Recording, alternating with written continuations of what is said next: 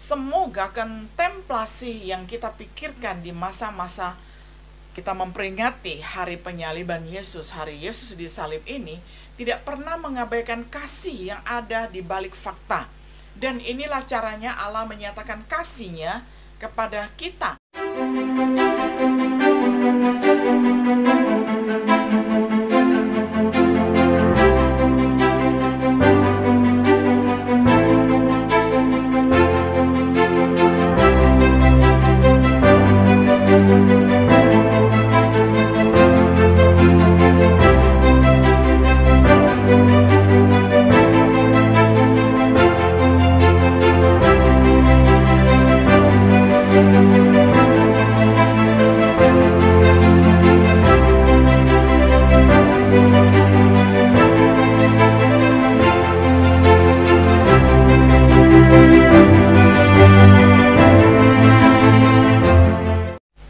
Shalom, sahabat setia yang dikasihi oleh Tuhan. Apa kabar? Sungguh senang kita dapat berjumpa kembali di dalam acara Renungan Sahabat Setia. Pada hari ini kita tiba pada episode yang ke-79 di dalam serial pembahasan kitab Matius dengan tema Penyaliban Yesus. Firman Tuhan dari Matius pasal 27 ayat 32 sampai 50. Saya akan bacakan untuk kita semuanya. Pada waktu mereka dalam perjalanan keluar kota, para tentara yang membawa Yesus itu bertemu dengan seorang yang berasal dari kota Kirene bernama Simon, dan mereka memaksa dia untuk memikul salib Yesus. Lalu mereka sampai di suatu tempat yang bernama Golgota. Nama itu berarti tempat tenggora. Di sana mereka memberi dia anggur asam yang bercampur empedu. Sesudah dia mencicipinya, dia menolak untuk meminumnya. Sesudah Yesus disalibkan, tentara-tentara itu membagi-bagikan pakaiannya di antara mereka dengan cara membuang undi. Lalu mereka duduk di situ untuk menjaga dia. Kemudian mereka memasang tulisan di bagian atas salibnya yang menjelaskan alasannya dia disalibkan. Tulisan itu seperti ini: "Inilah Yesus, Raja orang Yahudi." Sesudah itu mereka juga menyalibkan dua orang pencuri bersama dengan Yesus, yang seorang di sebelah kanannya dan yang seorang lagi di sebelah kirinya. Orang-orang yang lewat di tempat itu mengejek dia dengan menggeleng-gelengkan kepala mereka berkata, "Hai, kamu yang dulu berkata bahwa kamu akan merobohkan rumah Allah dan membangunnya kembali hanya dalam 3 hari saja. Kalau kamu benar-benar anak Allah, selamatkanlah dirimu, turun dari salib itu." Begitu juga imam-imam kepala, ahli-ahli Taurat, dan pemimpin-pemimpin Yahudi menertawakannya dan mengejek Yesus. Mereka berkata, "Orang-orang lain bisa dia selamatkan, tetapi dirinya sendiri dia tidak bisa selamatkan. Kalau dia benar-benar Raja orang Israel, biarlah dia turun dari salib itu sekarang. Dengan begitu, kami bisa percaya kepadanya." Menurut perkataannya sendiri, dia yakin kepada Allah. Jadi kalau Allah benar senang kepada dia, biarlah Allah menyelamatkan dia sekarang. Karena memang pernah dia berkata, "Aku adalah anak Allah." Dan kedua penjahat yang disalibkan bersama-sama dengan Yesus juga ikut menghina dia. Pada jam 12 siang, tiba-tiba seluruh daerah di sekitar situ menjadi gelap sampai jam 3 sore. Kira-kira jam 3 sore, Yesus berteriak dengan suara keras, "Eli, Eli, lama sabachthani," yang artinya, "Allahku, Allahku, kenapa engkau meninggalkan aku?" Lalu beberapa orang yang berdiri di situ salah dengar tentang apa yang dikatakan Yesus itu dan berkata, "Dia memanggil nama Eli." Salah seorang dari mereka segera berlari mengambil sepotong spons dan memasangnya pada ujung sebatang buluh. Lalu dia mencelupkan spons itu ke dalam anggur yang asam dan memberikannya ke mulut Yesus supaya diminumnya.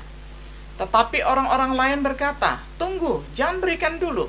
Mari kita lihat kalau Elia datang untuk menyelamatkan dia." Kemudian Yesus berteriak dengan suara keras, lalu menghembuskan nafas terakhir. Sampai sedemikian jauh pembacaan firman Tuhan dari Matius 27 ayat 32-50 dalam terjemahan sederhana Indonesia. Sahabat setia yang terkasih, tanpa disangsikan, penyaliban Yesus adalah peristiwa yang mengerikan. Penyaliban adalah cara mati yang menyiksa dan menyakitkan. Yesus bersedia menerima segala rasa sakit tanpa obat penghilang rasa sakit. Yesus tidak mau dibius. Penyaliban adalah cara yang memalukan untuk mati, diejek oleh mereka yang menyaksikan, disalibkan oleh para pencuri biasa. Bersamaan dengan penderitaan fisik, ada penderitaan rohani yang menderanya. Meskipun mungkin ada tempatnya tersendiri untuk merenungkan penderitaan fisik yang Yesus tanggung ini, tetapi Yesus tidak ingin orang menangisi dia, tetapi untuk menangisi mereka sendiri.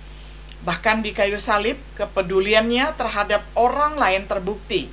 Yesus berkata, "Ya Bapa, ampunilah mereka, sebab mereka tidak tahu apa yang mereka perbuat."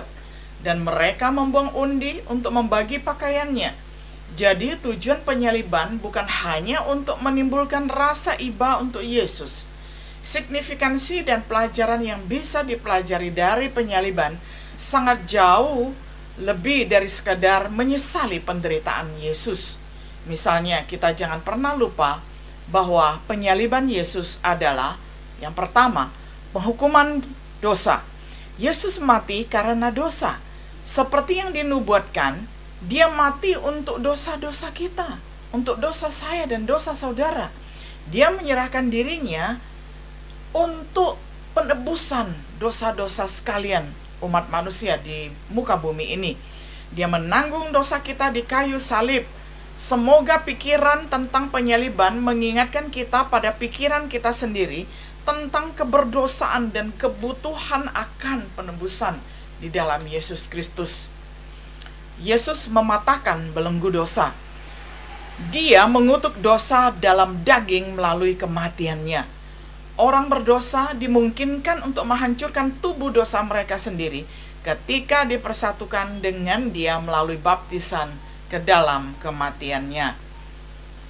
Semoga pikiran tentang penyaliban mengingatkan kita akan kewajiban kita menyalibkan keinginan daging yang berdosa untuk memotivasi kita dalam upaya kita membiarkan kematian Yesus membantu kita menghadapi masalah dosa.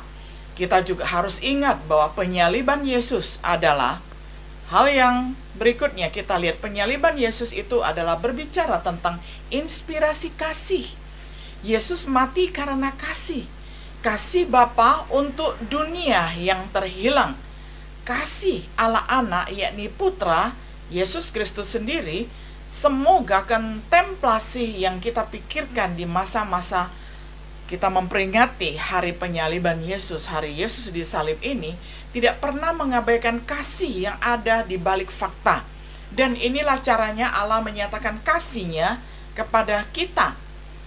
Dia mengutus anaknya yang satu-satunya ke dalam dunia ini supaya kita bisa menerima hidup yang selama-lamanya melalui anaknya. Maka nyatalah kasih yang luar biasa itu.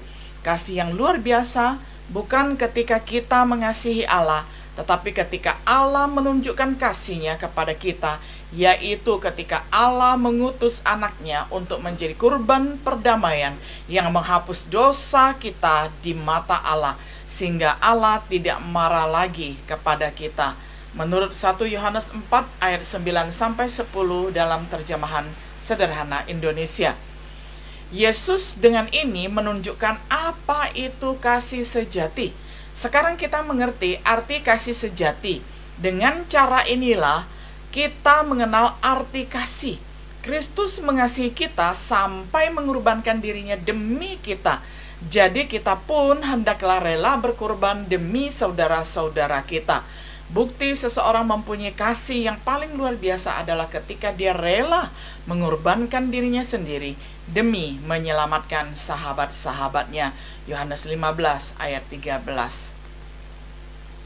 Kasih-Nya menjadi pola kasih kita.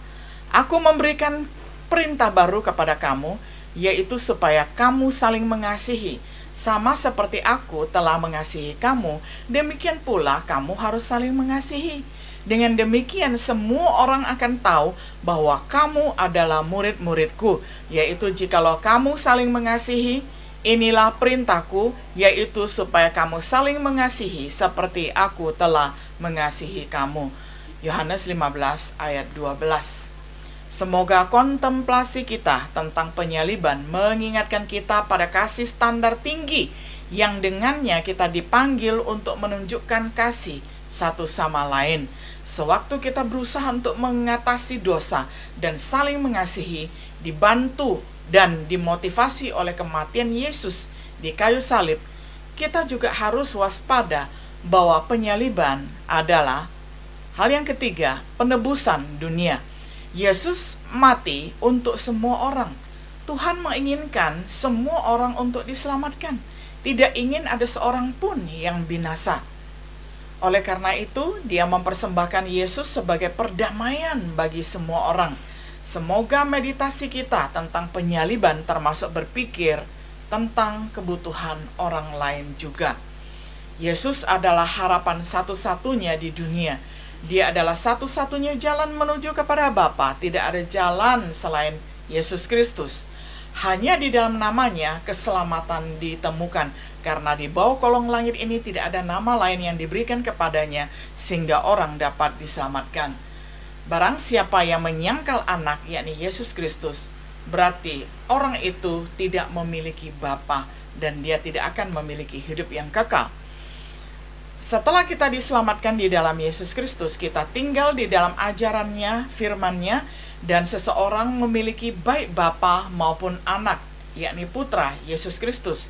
Semoga perenungan kita tentang penyaliban menggerakkan kita untuk melakukan apa yang bisa kita lakukan untuk mewartakan pesan penebusan kepada mereka yang terhilang di dalam dosa. Dan kematian Yesus di kayu salib seharusnya mendorong kita untuk melihat baik ke dalam dan keluar, untuk memenuhi baik kebutuhan rohani kita maupun kebutuhan orang lain. Sejauh mana upaya mungkin diperlukan di bidang-bidang ini, kita harus melakukannya, juga melihat penyaliban Yesus sebagai hal yang keempat, inspirasi pengorbanan. Yesus menyediakan teladan. Kematiannya menunjukkan ide kerendahan hati. Penderitaannya menunjukkan teladan penderitaan dengan sabar. Semoga refleksi kita atas penyaliban menggerakkan kita untuk berpikir tentang pengorbanannya yang dapat menginspirasi perilaku kita sehari-hari. Pengorbanan Yesus dirancang untuk menginspirasi kita agar kita senantiasa berjalan di dalam kasih, agar kita senantiasa berjalan di dalam kerendahan hati, menginspirasi kita menderita dengan sabar ketika dianiaya karena berbuat baik, menginspirasi kita agar diri kita sendiri dapat kita berikan kepada orang lain untuk menjadi saluran berkat. Kesimpulannya, tentunya masih bisa lebih banyak lagi yang dapat didaftarkan tentang penyaliban Yesus. Tetapi mungkin beberapa pemikiran ini akan mengingatkan apresiasi kita tentang peristiwa penting ini, yakni kematiannya itu adalah karena kutukan dosa. Kematiannya adalah inspirasi kasih. Kematiannya adalah penebusan dunia. Kematiannya adalah inspirasi pengorbanan. Sudahkah kita memanfaatkan apa yang dimaksud dengan penyaliban Yesus untukmu dan untukku? Sudahkah kita disalibkan dengan Kristus? Apakah kita mematikan perbuatan daging? Apakah kita bertumbuh dalam kasih? Apakah kita prihatin dan melakukan sesuatu tentang penebusan dunia? Apakah kita diilhami dalam pelayanan kita kepada saudara-saudara kita dan yang terhilang dengan teladan pengorbanan Yesus?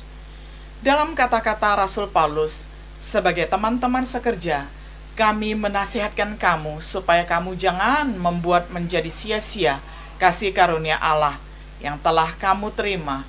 2 Korintus 6 ayat 1. Sahabat setia yang dikasihi oleh Tuhan, kiranya kita senantiasa memaknai penyaliban Yesus di dalam kehidupan kita, sehingga kita memberikan standar kasih kita yang paling tinggi untuk melayani Allah dan melayani sesama manusia.